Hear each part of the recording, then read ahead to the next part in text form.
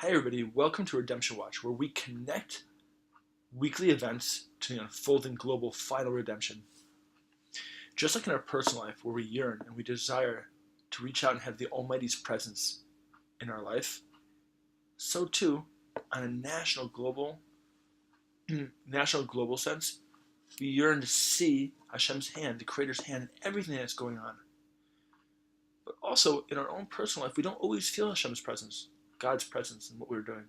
We don't always sense Him there. Sometimes, even though things are going well, we feel a little far away from the Almighty.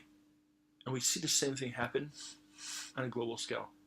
Sometimes the redemption looks like it's unfolding, it's going to happen any moment. And other times, too far away to actually feel anything. But you know what? There's also other times when the signs and wonders are subtle and quiet.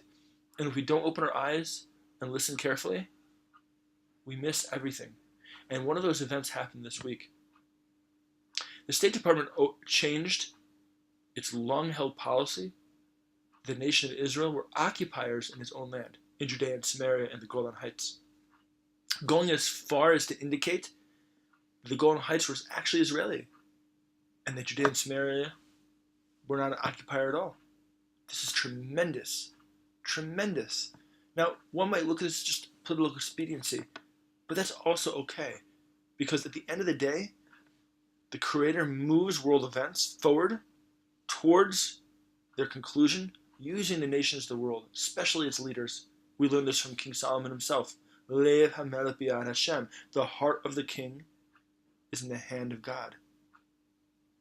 That teaches us that the decisions by those leaders to do certain things is God's way of pushing history in a particular direction that He wants it to go.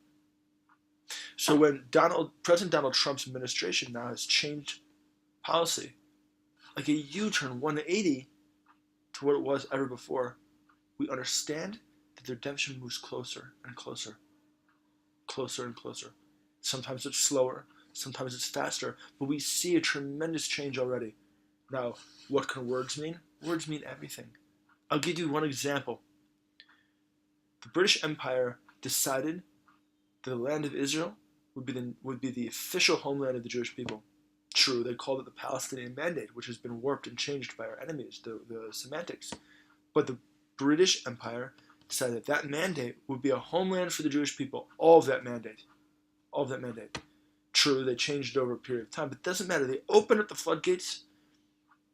The Almighty used them as a mouthpiece to open up the floodgates, and although not everybody agreed, it changed the course of history to leading us to where we're at now.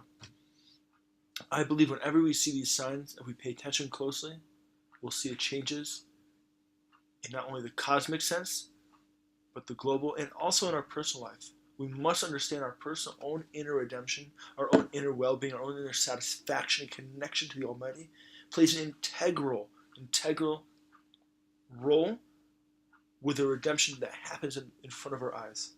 We should all be blessed to connect to the subtle changes in global affairs and understand how they connect to the unfolding redemption. Have a great week, and God bless.